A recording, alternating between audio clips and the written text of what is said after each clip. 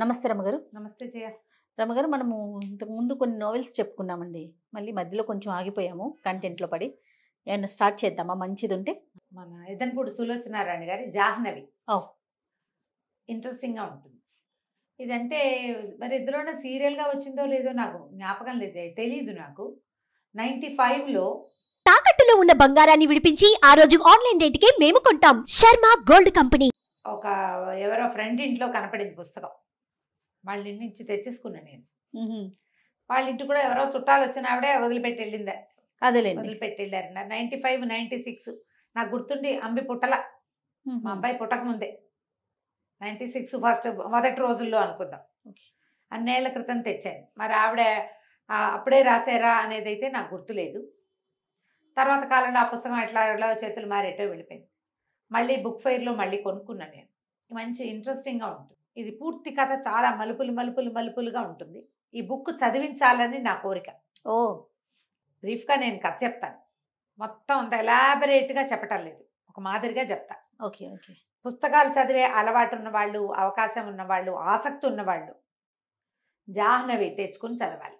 ఒక విభిన్నమైన క్యారెక్టర్లు, ప్రతి క్యారెక్టర్కి ఒక ప్రత్యేకత, దానికి ఒక కథ, ఒక సైకలాజికల్ ఇష్యూ, వాళ్ళ తాలూకు మనస్తత్వాన్ని విశ్లేషించి రాయబడిన పుస్తకం అన్నమాట. ఓకే. బాగుంటుంది. ఈ టైటిల్ 'జాహ్నవి'. ఈ అమ్మాయి ఒక సైకాలజిస్ట్, ఎండి సైకాలజీ. యూకేలో ఎక్కడో చదువుకుంటుంది. పేరెంట్స్ లేరు తనకి. కథ ప్రారంభమే సైకాలజీ అమ్మాయి ఆ క్లినిక్, సైక్రియాట్రీ క్లినిక్, తను క్లినిక్లో ఉండటము, కొంతమంది పేషెంట్లని హ్యాండిల్ చేయటము, అవి కనపడతాయి. చాలా మంచిది. 30 years లోపు, ఒక 27, 28 సంవత్సరాల అమ్మాయి అనుకో. అయితే ఒక బాబాయి, పిన్ని ఉంటారు. అమ్మ నాన్న లేరు, తండ్రి అక్కడికో వెళ్ళిపోయి ఉంటారు. బహుశా తల్లిని కొంచెం పిచ్చిదిగా ముద్రపడి మరణిస్తుంది. అందువల్ల ఈ అమ్మాయికి సైకలాజికల్ ఇష్యూస్ మీద ఆసక్తి. ఎంబీబీఎస్ చదివాక సైకాలజీ తీసుకుంటుంది. బాబాయి, పిన్ని పెంచుతారు. కొద్దిపాటి ఆస్తి ఏదో వస్తుంది వెనకాల తండ్రిది. వాళ్ళు ఎవరు? రంగనాథ గారు, వరమ్మ గారు భార్యాభర్త. వాళ్ళకి గోపి అని ఒక పిల్లవాడు ఉంటాడు. ఏదో యాక్సిడెంట్లో ఆ గోపి చనిపోతాడు. చనిపోయేసరికల్లా వీళ్ళు బాబాయ్, పిన్ని ఒంటరి వాళ్ళు అయిపోయారని యూకేలో సెటిల్ అవ్వాలని అనుకున్న అమ్మాయి వెనక్కి వచ్చేస్తుంది. వచ్చి వీళ్ళతో పాటు ఉంటుందన్నమాట. ఒక క్లినిక్ అది పెట్టుకుంటుంది. వీళ్ళ ఫ్రెండ్స్ ఫ్యామిలీలోనే ఒక అరుణ్ అని ఒక కుర్రాడితోటి పెళ్లి సంబంధం కుదుర్చుకుంటారు. చిన్నప్పటి నుంచి ఆ గోపికి ఫ్రెండ్. వాళ్ళిద్దరూ కలిసి ఉంటారు. ఈ పిల్లని వీడికి చేస్తే ఆ పిల్లాడు మన ఇంట్లోనే ఉంటాడని ఇదని చూస్తారు. అతనికి ఏదో బిజినెస్ నడుస్తూ ఉంటుంది ఆ అరుణ్కి. ఈ అమ్మాయి చక్కగా అందంగా నాజుగ్గా బాగుంటుంది. అయితే వీళ్ళకి ఏమవుతుందంటే, ఈ రంగనాథం గారికి శివశంకర్ గారిని ఒక ఫ్రెండ్ ఉంటాడు. ఆయన ఏదో చాలా ఇబ్బందుల్లో ఉన్నాడు. వాళ్ళ అబ్బాయికి చాలా పెద్ద జబ్బు చేసిందని ఫ్రెండ్స్ వాకింగ్లో ఎవరో చెప్తే వీళ్ళు వెళ్తారు వాళ్ళని చూసి రావడానికి. ఈ కుమారుడు ఈ గోపి చనిపోయినప్పుడు ఆయన స్నేహితుడు చాలా హెల్ప్ చేశాడు ఆయనకి. హెల్ప్ మరి అలా మరి వాళ్ళ అబ్బాయికి ఏదైనా ప్రాబ్లం వచ్చినప్పుడు వెళ్తారు చూడాలి కదా! చూడ్డానికి వెళ్తే ఆ రాజాని అమ్మాయి ఎప్పుడో చిన్నప్పుడు చూసింది కానీ అంతగా తెలియదు. ఇప్పుడు చూడ్డానికి వెళ్తే మంచానికి కట్టేసి ఉంటాడు అబ్బాయి. హ్మ్. పిచ్చి. అదేలే. మంచం పొడుగుతా, సన్నగా పొడుగాటివాడు, పొడుగుతా ఉన్నాడు. చాలా అందమైన స్ఫురద్రూపైన కుర్రాడు. వాడి పేరు రాజా, అబ్బాయి పేరు. అతను నేను రాజా అని కానంటాడు. నా పేరు రవి అంటాడు. తండ్రిని గుర్తుపట్టట్లా. ఆయనేమో పొగిలి ఏడుస్తాడు. విపరీతంగా దుఃఖం అనుభవిస్తున్నాడు తండ్రి. ఏం చెయ్యాలో తెలియదు. డాక్టర్ సైక్రియాటిస్ట్ ఒక ఆయన ఉన్నాడు, మామూలు డాక్టర్ ఉన్నాడు, నర్సు ఉంది. వీళ్ళింట్లో రాబర్ట్ అని ఒక డ్రైవరు, అక్కడి నుంచి సీనో ఎవడో ఒక పనివాడు, వంట చేసే ఆవిడ, ఇంతమంది ఉన్నారు. పెద్ద గ్రాండియర్ ఉన్న కుటుంబం. ఏం చేయాలో తెలియదు. లేక కలిగిన కుమారుడు ఆయనకి. సరే, ఈ జాహ్నవి ఈవిడ సైకాలజిస్ట్ కదా, కానీ సైకాలజిస్ట్ అని పరిచయం చేయకుండా ఫ్రెండ్ కూతురు అని పరిచయం చేస్తారు హుహు. అతన్ని హ్యాండిల్ చేయడానికి. ఓకే. ఆ అమ్మాయి రోజు వస్తుంది ఇక్కడికి. మెల్లిగా ఆ కుర్రాడు ఈ అమ్మాయికి అలవాటు పడతాడు. అమ్మాయి రావడము, దాని ప్రెజెన్స్, దాని మాటలు. పిల్ల అందంగా ఉంది, మృదువుగా మాట్లాడింది, పైగా పేషెంట్లను హ్యాండిల్ చేయడం వచ్చు కదా. అవును కదా! ఆ హ్యాండిలింగ్లో వీళ్ళిద్దరూ ఒకళ్ళకొకళ్ళు కొంచెం స్నేహం అవుతారు. అయితే ఏమవుతుంది, బయటికి తీసుకెళ్తానంటుంది ఒకరోజు. బయటికి తీసుకెళ్తానంటే సరే, అతను ఎట్లా చేస్తాడు, వాడికి డ్రైవింగ్ రాదు. డ్రైవింగ్ అబ్బాయికి వచ్చు. వీడు మతిపోయింది అబ్బాయికి. నేను అసలు రాజానే కానంటున్నాడు. ఏం చేసినా రాజాలాగా బిహేవ్ చేయటం అతను. రవి అని ఎవడో వేరే క్యారెక్టర్ లాగా చేస్తాడు. విపరీతంగా చదువుతాడు. వాళ్ళకి చాలా పెద్ద లైబ్రరీ ఉంది. పుస్తకాలు చదవటం వల్ల ఇలా అతిగా అయిపోయాడు అనుకుంటారు. బయటికి తీసుకెళ్తుంది. కార్ డ్రైవింగ్ చూస్తే ఆశ్చర్యపోతారు. వాడికి ఎంత చాకచక్యమైన డ్రైవింగ్. మతిపోయిన వాడికి అలా ఎలా వస్తుంది? ఒక పెట్రోల్ బంక్ దగ్గర ఒక కుర్రాడు కనపడతాడు. ఆ కుర్రాడు రవిబాబు ఫ్రెండ్ అని డ్రైవర్ చెప్తాడు. ఇతను చూడగానే గబుక్కుని దగ్గరకు వస్తాడు. అతను వచ్చేసరికల్లా అతను కావలించుకోపోతాడు. పటాపటా కొట్టేస్తాడు ఈ అబ్బాయి. ఏంటి అసహ్యంగా మీద పడి కావలించుకుంటే ఎవడరా నువ్వు అంటాడు. అనేసరికి అర్థం కాదు. వీళ్ళిద్దరు క్లోజ్ ఫ్రెండ్స్ అయినప్పుడు వీడు మతిపోయినా కూడా నాన్నని వాళ్ళని గుర్తుపట్టట్లేదు. ఓకే, ఫ్రెండ్ని కూడా గుర్తుపట్టట్లే వాడు. సరే ఇంటికి తీసుకొస్తుంది.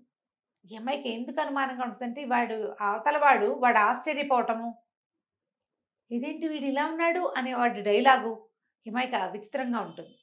కనుక్కోవడానికి వెళ్తుంది. వెళ్తే అతను చెప్తాడు, వీడు 100% రాజా కాదు. ఎందుకంటే రాజా నేను బాయ్ ఫ్రెండ్ గర్ల్ ఫ్రెండ్. వీడు మగవాడు. వీడు 100% రాజా కాదు. వేరే ఎవరో వ్యక్తి రాజా వేషంలో వీళ్ళ ఇంట్లో ఉన్నాడు. వాడు హోమో. ఈ కనపడుతున్న వాడు అలాంటి వాడు కాదు. అలా ఎలా మారిపోతారు? పోలికలు అవి ఉంటాయి, తత్వం మారదు కదా. ఈ అమ్మాయికి అనుమానంగా ఉంటుంది. ఇంతలో ఏదో ఒక కేసు ఒకటి బయటపడుతుంది. ఎంత ట్రై చేసినా ఈ అబ్బాయిని రాజాని చేయలేకపోతారు వీళ్ళు. కొద్ది రోజులకి ఈ కుర్రాడికి రాజాకి తెలిసిపోతుంది ఈ అమ్మాయి డాక్టర్ అని. తనని ఒప్పించడానికి ట్రై చేస్తున్నారని వచ్చి బాగా కొట్టేస్తాడు. నువ్వు డాక్టర్వి, నన్ను మోసం చేయబోయావు అంటే అప్పుడు అమ్మాయికి తెలుస్తుంది తను హోమో అని ఉన్నది కదా. వీడు ఆడపిల్లని కావలించుకుంటే వీడి బిహేవియర్లో తేడా వచ్చేసింది. వీడు అలాంటి వాడు కాదు, గ్యారంటీగా వీడు ఇంకొకడు. నువ్వు ఎవరు ఏమిటి అని అడిగితే వాడేం చెప్తాడు, నేను ఎక్కడో చిన్న కుటుంబంలో పెరిగాను, మా అమ్మ నాన్న కన్నడ వాళ్ళు, మాకు తెలుగు కూడా వచ్చు, నేను ఎవరి దగ్గర పనిచేసేవాడిని, వాళ్ళ అమ్మాయి నా మీద మనసు పడిందని అక్కడి నుంచి పారిపోయాను. ఇక వాడికి ఒక స్పెషల్ స్టోరీ ఉంది. అదేలేండి. ఇప్పుడు ఇక్కడ స్టోరీ ఏంటి, శివశంకర్ గారు బాగా కోటీశ్వర్లు, వాళ్ళకి ఒకడే అబ్బాయి. వాడు ఏదో చదువుకున్నాడు, పుస్తకాలు చదువుకుంటాడు, ఫ్రెండ్స్తో కొంచెం తిరుగుతాడు, పెళ్ళి వద్దంటున్నాడు, పెళ్లి సంబంధాలు చూస్తే నాకు పెళ్ళి వద్దంటున్నాడు. వాడు రహస్య జీవితం ఉంది వాడికి ఒకటి. వీడు చూస్తే వీడికి రహస్య జీవితం లేదు, వీడిదంతా ఓపెన్ హిస్టరీ. వీడు అటువంటి వాడు కాదు. ఇంతలో ఒక హత్య నేరం ఒకటి బయటపడుతుంది. ఆ హత్య ఏమిటి, సముద్రంలో ఒక బాడీ దొరికింది. ఆ చచ్చిపోయిన వాడు థియోసాఫికల్ సొసైటీ మెంబర్ అని, వాడి పేరు రవి అని బయటపడుతుంది. ఓహో. ఇప్పుడు ఈ కథ అంతా ముగిసేసరికల్లా ఇక్కడ రాజా రూపంలో ఉన్నవాడు రాజా కాదు, వీడే రవి. అంటే వాడు చచ్చిపోయిన వాడు రాజా అనమాట. పోలికలు ఒక రకంగా ఉన్నాయి. హత్యా నేరం పడుతుంది ఈ అబ్బాయి మీద. ఇతనే చేసినట్టు. పోలీసులు అరెస్ట్ చేస్తారు. అరెస్ట్ చేసరికల్లా వీడు తన లిస్ట్ అంతా చెప్తాడు, ఎవరెవరి ఇంట్లో తను ఎక్కడెక్కడ ఉన్నాడు. ఒక బెంగాలీ వాళ్ళ ఇంట్లో ఉన్నాడు. అక్కడి నుంచి మద్రాసు వచ్చేసాను నేను, పన్నాలాలని ఒకళ్ళ ఇంట్లో ఉన్నాను. వాళ్ళ ఇంట్లో రాత్రి పడుకున్నాను నాకు తెలిసి. తెల్లవారేసరికి వీళ్ళ ఇంట్లో ఉన్నా. నా అంతటి నేను రాలేదు, నేను ఏ హత్య చేయలేదు. అసలు వాడెవడనో నాలాగా ఉన్నవాడిని నేను చూడలా, నాకు తెలియదు అంటాడు. వాళ్ళని అందరినీ పిలుస్తారు. ఆ జితేంద్ర రాయ్ వస్తాడు, ఆయన కూతురు వస్తుంది, పన్నాలాలు వస్తాడు. ఈ అమ్మాయి సాక్ష్యం చెప్పడానికి ఈ అమ్మాయిని కూడా. ఇంతలో వీళ్ళ అమ్మాయికి పెళ్లి కుదుర్చి పెట్టుకున్నారు కదా అరుణ్. ఈ అమ్మాయి ఈ రవి చుట్టూతా, ఈ పిచ్చి పేషెంట్ చుట్టూతా తిరిగి వీడి ఆకర్షణలో పడుతుంది. ఇతనికే ఇంపార్టెన్స్. అది ఒక ఛాలెంజింగ్ కేసు. ఇద్దరు వేరు వ్యక్తులని తెలిసాక ఇంట్రెస్ట్ తగ్గినా కూడా అంత మటుకు వీడి చుట్టూతా తిరుగుతుంది. అదేలే. కానీ ఆ కుర్రాడి మీద ఆసక్తి ఏర్పడుతుంది. వాళ్ళతో ఒక సాన్నిహిత్యం ఏర్పడింది కదా. అతనికేమో ఈ అమ్మాయి పెళ్లి కాదనేలాగా ఉందని ఇష్టం వచ్చేస్తుంది. కొట్టుకుంటూ ఉంటారు, పోట్లాడుకుంటూ ఉంటారు. పిన్ని బాబాయికి ఏమో ఎట్లాగైనా ఈ పిల్లని అరుణ్కే ఇచ్చి చేయాలని ఉంటుంది, తమ కొడుకు స్నేహితుడు కాబట్టి. ఈ అమ్మాయికి ఈ రాజా రవి ఇద్దరు క్యారెక్టర్లలో ఒకడున్నాడుగా, వాడి ఆసక్తి ఉంటుంది. సరే, మొత్తానికి పోలీస్ కేసు. ఈ అమ్మాయిని కోర్టుకి సాక్ష్యానికి పిలుస్తారు. పిలిచేసరికల్లా వీడికి పెద్దగా చదువుని వాడు కూడా కదా రవి అన్నవాడు. పెద్ద చదువు లేదు, కానీ పెద్ద సొసైటీలో ఉండటం వల్ల అతనికి మంచి ఇంగ్లీషు, ఈ థియోసాఫికల్ సొసైటీలో తిరగటం వల్ల చక్కటి భాష, మంచి భావ వ్యక్తీకరణ వచ్చింది. ఈవిడ చూస్తే ఎండి. పోలీస్ కేసులు చెప్తుంది. మొదటి నుంచి అతను నేను రాజాని కాననే చెప్పాడు. రాజాగా తను ప్రూవ్ చేసుకోవడానికి ఏమీ చేయలే ఒక్కసారి కూడా. రైట్ ఫ్రమ్ ద బిగినింగ్ నేను కలిసిన రోజు నుంచి ట్రీట్మెంట్ చివరి దాకా కూడా నేను రాజాని కాను. వాళ్ళు బట్టలు కుట్టిస్తే బట్టలు వేసుకుంటాడు, మంచి బట్టలు కుట్టిపెడతారు. ఎందుకంటే వాళ్ళిద్దరు ఒకే సైజు పిల్లలు. అదే వాడి బట్టలు ఉన్నాయి దేహేస్తారు, కొత్త బట్టలు వేసుకుని చక్కగా వాళ్ళతో బాగానే ఉంటాడు. కానీ ఆయన నాన్న గిన్న అండు, ఒప్పుకోడు. ఈ అమ్మాయి ఏం చెప్తుంటే మధ్యలో వీళ్ళిద్దరు సన్నిహితం అయినప్పుడు నువ్వు వాళ్ళతో ఒప్పుకుంటే అసలు ఇది విషయం ఏంటో మనకు అర్థం అవుతుందని చెప్తుంది. కొంచెం అంతకుముందు చిరతపులిలాగా పోరాటానికి దిగేవాడు కొంచెం తగ్గించుకుంటాడు. ఈ రెండో రోజున ఏమవుతుంది, మొదటి రోజు తను వెళ్ళి సాక్ష్యం చెప్తుంది. అతను వచ్చినా సరే అతనితో మాట్లాడుతుంది. ఎందుకంటే వాడు మంచి చరిత్ర ఉన్నవాడు కాదు, గత చరిత్ర. ఈ అరుణ్తో కలిసి వచ్చేసి వీడు ఆశ్చర్యపోతాడు, తనతో అంత స్నేహంగా ఉన్న అమ్మాయి ఇట్లా వదిలేసింది అని. ఇంటికి వచ్చేసాక మర్నాడు లాయర్ ఫోన్ చేస్తాడు, నువ్వు ఇవాళ రావాల్సింది, పన్నాలాలు మొత్తం కేసు అంతా తిప్పేశాడు. శివశంకరం గారి దగ్గర ఉన్న రాబర్ట్ అనే డ్రైవర్ ఉన్నాడు కదా, అతను ఇందులో ఇన్వాల్వ్ అయి ఉన్నాడు. అతను సాక్ష్యం ఏం చెప్పాడంటే, పన్నాలాలు చెప్పాడు ముందు, మా ఇంటికి వచ్చాడు రాబర్ట్ అనే ఒక అతను, మా అక్కయ్య కొడుకు అచ్చు ఇలాగే ఉంటాడని చెప్పాడు. మా ఇంట్లో ఉన్న రవిని చూసి ఆ రాజా ఫోటో కూడా చూపించాడు. వాళ్ళే ఏదో చేసి ఉంటారు, ఇప్పుడు రాబర్ట్ ఎవరు అని వెతికి ఆ రాబర్ట్ ఫోటో చూపిస్తే వీడే మా ఇంటికి వచ్చిన వాడు అని గుర్తుపట్టాడు. ఆ రాబర్ట్ని పట్టుకుంటే రాబర్ట్ ఏం చేశాడంటే, నాగరాజు అని ఒకడున్నాడు, మేమిద్దరం కలిసే వీళ్ళిద్దరు ఈ కుర్రాడు ఆ వాడు కలిసి మా బాబుగారు అబ్బాయిని చంపేశారని చెప్పాడు. వీడి చుట్టూతా ఇంకా బిగిసిపోయింది. వీడు ఇప్పుడు ఒక కోటీశ్వర్ల ఇంట్లో చేరాడు, ఇష్టం ఉండో లేకో. అక్కడ ఉండాల్సిన అబ్బాయి చచ్చిపోయాడు అంటే వీడే చంపేసి ఉండొచ్చు అనే అనుకుంటారు కదా. ఎన్ని మలుపులు తిరుగుతుందో జయ. ప్రతి చోట ఒక బలమైన క్యారెక్టర్ ఉన్న కుర్రాడిని చూపించడానికి ఎంత బాగా ట్రై చేస్తారు. ఆ అమ్మాయి డాక్టర్గా ఉండి మంచి ఆలోచన పటిమ ఉండి ఎట్లా ఆకర్షితులవుతారో చూపిస్తారు. చాలా వివరంగా భలే బ్రహ్మాండంగా ఉంటుంది కథ. నేను చకచకా చెప్పేస్తాను. అవును. అయితే కథ చదువుతుంటే ఒకసారి చదివితే మాత్రం బాగా అర్థం కాదు, రెండోసారి చదవాలి. అంత బాగుంటుంది, బాగా పట్టుగా కూడా రాస్తారు. అక్కడి నుంచి ఏమవుతుంది, కుర్రాడికి శిక్ష పడే పరిస్థితి వచ్చేస్తుంది. ఇంతలో ఈ శివశంకర్ గారు సూసైడ్ చేసుకుంటారు. ఈ రవిని వదిలేస్తారు. ఆయన ఒక ఉత్తరం రాస్తారు. ఆయన రాసిన ఉత్తరంలో ఉంటుంది అసలు కథ, అసలు ఇక్కడ ఏం జరిగింది అని. ఈ శివశంకర్ గారికి భార్య ఉంది, సంతానం కలగల. అయితే ఈయనకి కళ్యాణి అని ఒక అమ్మాయితోటి స్నేహం, అమ్మాయి బాగా తిరిగిపోతుంది. ఈయనతో పాటు ఇంకా 5-6 స్నేహాలు ఉంటాయి. ఆ కళ్యాణి ఒకరోజు ఆయన దగ్గరికి వచ్చింది. ఇది ఇలా స్టార్ట్ అయిందనమాట. వచ్చి ఏం చెప్పిందంటే, నీ దగ్గర పెరుగుతున్న నువ్వు పెంచుకుంటున్న నీ కొడుకు రాజా నా కొడుకు, నాకు 2 పిల్లలు పుట్టారు. డాక్టర్ శేషారత్నం అని ఆవిడ ఈయన భార్యకి డెలివరీ చేస్తుంది.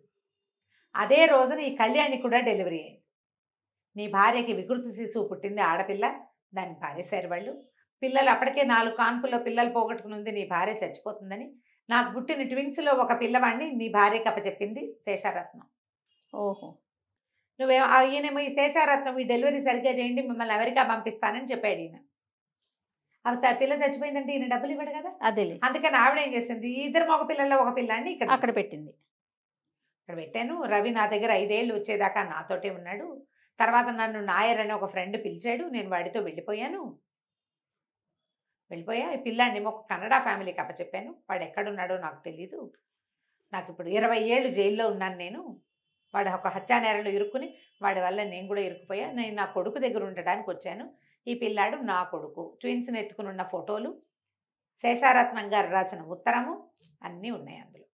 అది చూసేసరికల్లా అంతకుముందు ఈ కళ్యాణి తనని పెళ్లి చేసుకోమని, ఈయన్ని 2వ పెళ్లి చేసుకో, నీకు పిల్లల్ని కంటానని అడిగితే, మీ నాన్న తాగబోతు, మీ అమ్మ తిరుగుబోతు అని ఎక్కిరిచ్చాడు ఈయన. స్నేహానికే కానీ నువ్వు నాకు ఇంకెందుకు పనికిరావు, నేను పెళ్లి చేసుకోను అని. అందుకని ఈ అమ్మాయి ఏం చేసింది, ఈ కళ్యాణి, ఈ పిల్లలిద్దరూ నా పిల్లలు అనేసరికల్లా ఈయనకు అసహ్యం పుట్టేసింది. పైగా తండ్రి ఎవరు అని అడిగితే, వాడెవడో తిరిగిపోతూ తాగుబోతూ ఎలాగో 2 పిల్లలు కడుపున పడ్డారు అంతేనని చెప్పింది. ఈయనకి ఎంత చీదర పుట్టేసిందంటే, ఇన్నాళ్ళు అది ఎవరితో తిరిగిపోతూ దాని కొడుకుని పెంచానా నేను, పైగా నా కర్మకి వాడేమో హోమో అయ్యాడు. కళ్యాణి పిల్లాడు అవ్వటం వల్ల కదా వీడికి ఈ లక్షణం వచ్చింది. ఎలాగైనా వాడిని వదిలించేసుకోవాలనుకున్నాను నేను. వాడిని నాతో ఉంచుకోదలుచుకోలే. వాడు చాలా ప్రేమగా ఉండేవాడు. తండ్రి కొడుకు అసలు పక్కపక్కన ఆనుకుని పడుకునేంత స్నేహం. కానీ ఆయనకి చివర్లో ఆ కొడుకు అంటే రోత వచ్చేస్తుంది. ఎందుకంటే ఆ పిల్లాడు నా పిల్లాడు కాదు, వాడి గుణము మంచిది కాదు. హోమ అంటే మరి ఆ రోజుల్లో యాక్సెప్టెన్సీ లేదు. ఇలాంటిది ఎందుకు వచ్చింది వీడికి? వంశం ముందుకెళ్ళదన్న బెంగ మొన్నటిదాకా ఉండేది. ఇప్పుడు అసలు ఆ కొడుకే నా కొడుకు కాదని కాదు నాకు కదా. తెలిసిపోయింది. నేనేం చేయాలో నాకు తెలియలేదు. మద్రాసు వెళ్ళాం మేము. వాడు కూడా నాతో పాటు వచ్చాడు. మద్రాసు బీచ్లో నిన్ను చూసాం. ఈ రవికి రాస్తాడనమాట ఆయన ఉత్తరం. అదే పోలికల్లో ఉన్న కుర్రాడు కనపడేసరికి మేము మా వాడిని డిస్పోజ్ చేసి వీడిని ఇచ్చేసి వీడిని ఇరికించి ఈ పిల్లల నుంచి తప్పించేసుకోవాలనుకున్నాను. నేను కళ్యాణి పిల్లల నుంచి నా జీవితాన్ని పూర్తిగా విముక్తి చేసేసుకోవాలనుకున్నా. స్వయంగా నా చేతులతో నేనే రాజాని చంపేశాను. అయ్యయ్యో. చంపేశారు. చంపేశాక ఈ రాబర్ట్ ఏం చేశాడు, ఒక బాక్స్లో పెట్టి బాడీని డిస్పోజ్ చేశాడు. పన్నాలాల ఇంట్లో నిద్రపోతున్న రవిని తీసుకొచ్చేసారు. ఒకవేళ అది బయట పెడితే మేము ఎవరో అనామకుడు రోడ్డు మీద తిరుగుతున్నాడు అనుకున్నాం. కానీ వాడు అనామకుడు కాదు, థియోసాఫికల్ సొసైటీలో మెంబరు. వాడు చాలా ప్రముఖమైన వాడే. అదంతా బయటపడేసరికల్లా ఇలా అయింది. తీరా కొద్ది రోజులు గడిచేసరికల్లా నాకు శేషారత్నం ఉత్తరం రాసింది. ఏమని? ఆ పిల్లలు నీ పిల్లలే అని. కళ్యాణి ఆవిడకి చెప్పింది, శివశంకరానికి పుట్టిన పిల్లలే వీళ్ళు, కానీ నేను పగ కొద్దీ చెప్పాను అని. ఈయన కళ్యాణిని కూడా చంపేశాడు. మందులో నిద్ర మాత్రలు కల్పిస్తే ఇక్కడ తాగేసి ఇంటికి వెళ్ళి చచ్చిపోయింది. మంది ఎక్కువై చచ్చిపోయింది అనుకున్నారు. ఆ ఫోటోలు ఉత్తరాలు అన్నీ వెళ్ళి రాబర్ట్ వెళ్ళి కనెక్ట్ చేసుకొచ్చి మొత్తం ఫోటోలన్నీ తగలబెట్టేశారు. సాక్ష్యాలు లేవు. నేను ఒక్కడనే సాక్ష్యం. నా చేత్తో నేను పెంచిన నా కన్న కొడుకుని నేనే చంపేశాను. నిన్ను తీసుకొచ్చి ఈ నరకంలో పెట్టాను. ఇప్పుడు నువ్వు మొహం కూడా చూడని నీ కవల సోదరుని నువ్వే చంపినట్టుగా అయిపోయింది. నేను సమాజానికి మొహం చూపించలేను. నేను ఇన్ని రోజులు ఏడుస్తుండేవాడు ఆయన. ఎందుకంటే కొడుకుని చంపేసుకున్న కష్టం. ఈ రెండో పిల్లాడు తన పిల్లాడే, కానీ వాడు యాక్సెప్ట్ చేయడు. ఈ దుఃఖంతో నలిగిపోయాను. ఇంకా ఈ శిక్ష నీకు వెయ్యను, నేనే చచ్చిపోతున్నానని ఆయన ఉత్తరం రాసి ఒకటి కాపీ టు జడ్జి గారికి ఒకటి పంపించి, పోలీస్ స్టేషన్ కూడా పంపించి, 3వ కాగితం కొడుకు పంపిస్తాడు. ఆ ఉత్తరం అప్పచెప్తాడు ఈ జాహ్నవికి, డాక్టర్కి. ఉత్తరం అంతా చూసి ఆశ్చర్యపోతుంది. మనుషులు ఎంత వింతగా ఉంటారు. అంతే కదా. ఆయన తాగుబోతూ తిరిగిపోతూ అయిన కళ్యాణిని నమ్మాడు. తన 27 ఏళ్ల పెంపకాన్ని నమ్మలేకపోయాడు. అవును. హోమో అయితే తన కొడుకు కాకుండా పోతాడా? వాడికి ఏదో ఒక లక్షణం ఏర్పడింది.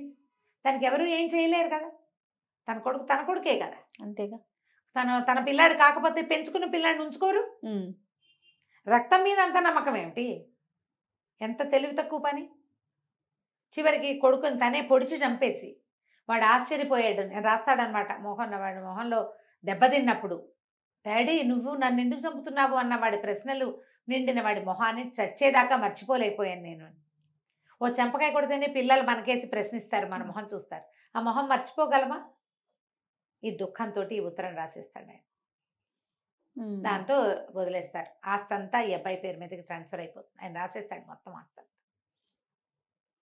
తర్వాత ఇతను వచ్చి ఫీజు ఇస్తాడు జాహ్నవికి. నువ్వు నన్ను ట్రీట్ చేసినందుకు 1000 రూపాయలు రాసి ఇస్తాడు. ఇచ్చేసరికల్లా ఇంతేనా అని అడుగుతుంది. ఇంతేనా, 1000 రూపాయలేనా నా ఫీజు అంటే, నేను మరి నా దగ్గర ఇంతే ఉంది, సంపాదించాక మిగిలిన ఫీజు ఇస్తానంటాడు. ఆ కోట్లు ఉన్నాయి మీ నాన్న ఇచ్చినవంటే నాకు అవేం వద్దు, నేను అవి తీసుకోను. పిల్లలకి డబ్బు ఎప్పుడు కావాలి? పెంపకం కావాలి. ఇప్పుడు ఎందుకు నాకు డబ్బు? నేను సంపాదించుకోగలను కదా. చిన్నతనంలో నాకు అవసరం. మా అమ్మ మా నాన్న ఇద్దరు నన్ను వదిలేశారు. ఆవిడెవరు 5 ఏళ్ళు పెంచి ఎవరి దగ్గర వదిలేసింది. వాళ్ళు కొన్ని రోజులు ఉంచుకుని వాళ్ళు వదిలేశారు. గాలికి ధూళికి పెరిగాను నేను. ఈయన దగ్గరికి వస్తే ఈయన ఎంతసేపు రాజా రాజా అన్నాడు, కానీ నన్ను రవనలేదు మా నాన్న. తలకొరివి పెట్టే ఆయనకు పుట్టినందుకు. అంతే. చివరి రోజుల్లో అయినా నన్ను దగ్గర ఉంచుకున్నాడు, బట్టలు కుట్టించాడు, అన్నీ చూశాడు. కానీ నన్ను రాజాని చేయడానికి ట్రై చేశాడు రవి నుంచి. నువ్వు కూడా అమెరికా వెళ్తున్నావు కదా, కంగ్రాచులేషన్స్, అరుణ్ తోటి అమ్మాయి పెళ్ళి అనుకుంటాడు. సరే, రేపు 2-3 రోజుల్లో అమెరికా ఎక్కడికో వెళ్ళబోతోంది, ఫారిన్. సరే, అందరూ ఎయిర్పోర్ట్కి వెళ్తారు. చాలామంది వస్తారు ఈ అమ్మాయిని సీ ఆఫ్ చేయడానికి. ఇతను కూడా ఆగ మేఘాల మీద పరిగెత్తుకొస్తాడు ఈ రవి. పువ్వులు గుర్తిస్తాడు, బాన్ వాయేజ్ అని రాస్తాడు దాని మీద. ఫ్లైట్ వెళ్ళిపోతుంది. ఈ అమ్మాయి ఎయిర్పోర్ట్ నుంచి బయటకు వస్తుంది. ఆ బయట కారులో కూర్చుని ఉంటాడు ఇతను. నిర్ఘాంతపడతాడు. నువ్వు ఎందుకు వచ్చావు, వెనక్కి వచ్చావు ఏమిటంటే, నేను అసలు వెళ్ళటమే లేదు, అరుణ్ని సీ ఆఫ్ చేయడానికి వచ్చాను. మరి పెళ్లి చేసుకోమంటాడు. పెళ్లి చేసుకోను, నేను పిచ్చి అబ్బాయిని ప్రేమించాను, అబ్బాయి ఏమో నన్ను వదిలిపెట్టి వెళ్ళిపోతానంటున్నాడు. అరుణ్కి నాకు ఎప్పుడు పొసగలేదు ముందు నుంచి, ఇప్పుడు పొసగేలా కనపడలేదు అంటే కావలించుకుంటాడు. నాకు ఎవ్వరు లేరు, నువ్వు ఒక్కదానివే నాతోటి ఉన్నావు, పిచ్చిగా ఉన్నప్పుడు కూడా మిగిలిన వాళ్ళంతా అతన్ని మార్చడానికి ట్రై చేశారు. ఈ అమ్మాయి ఒక్కతే అతని మాట నమ్మిందనమాట. ఎప్పుడైతే ఇతను వాడు కాదు అని, అంటే వాళ్ళ రాజా గురించి ఉన్న లక్షణాలన్నీ వింటుంటే ఈ మనిషి వేరు అని తెలుసు అని మొదటి రోజు నుంచి ఆ అమ్మాయికి తెలిసిపోయింది. ఇక ఇద్దరు కలిసి ఉంటారు, పెళ్లి చేసుకుంటారు. జాహ్నవి చాలా బాగుంటుంది. ఆ అమ్మాయి క్యారెక్టరు, శివశంకరం గారి క్యారెక్టరు, అరుణ్ క్యారెక్టరు. ఈ రోజుల్లో మగపిల్లలు ఎలా అమ్మాయిలను తన చుట్టూ తిప్పుకోవాలనుకుంటారు. అమ్మాయికి ఒక ప్రొఫెషన్ ఉంది, ఒక అంబిషన్ ఉంది, అవే ఉండవు. ఆడపిల్లలాగా తన వెనకాల తిరగాలనుకుంటాడు. ఈ రాజా రవి 2 క్యారెక్టర్లు. రవి క్యారెక్టర్ దేనికదే ప్రతి క్యారెక్టర్ని ఎస్టాబ్లిష్ చేస్తారు వివరంగా. పూర్తిగా వాళ్ళ మనస్తత్వాన్ని కాచి వడబోసి ఒక క్యారెక్టర్, దాని లక్షణం, దాని తీరు, ఒక్కసారి కూడా ఆ క్యారెక్టర్ని దాటి ప్రవర్తించకుండా పాత్రల తాలూకు సంభాషణ. ఈ అమ్మాయి క్యారెక్టర్ ఎక్సలెంట్గా ఉంటుంది, చాలా బాగుంటుంది. అమ్మాయి వాళ్ళ అమ్మ పిచ్చిదై చనిపోతుంది. కొడుకును పోగొట్టుకున్న వరమ్మ గారు వీళ్ళ పిన్ని, ఆవిడ దుఃఖము అవన్నీ అమ్మాయికి అర్థం అవుతుంటాయి. అలాగే ఇప్పుడు తన ఒరిజినాలిటీని కోల్పోయిన ఈ రవి క్యారెక్టర్ అమ్మాయికి అర్థం అవుతుంది. తను ఎట్లా ట్రీట్ చేసింది ఇతన్ని, అతనితో ఎట్లా మాట్లాడి కన్విన్స్ చేసిందో. కొన్ని సంభాషణలు అయితే ఎక్సలెంట్గా ఉంటాయి. కథ ఇంతే. దొరికితే పుస్తకం కొనుక్కొని చదవండి. ఈ జాహ్నవి తప్పకుండా సూపర్గా ఉంటుంది. కథ కూడా ఇంత ఇంట్రెస్టింగ్గా ఉంది. అసలు ఈ తండ్రి చంపేసి ఉంటాడని ఊహించాలి. అసలు ట్విస్టుల మీద ట్విస్టులు. చాలా బాగుంది. నమస్తే. నమస్తే.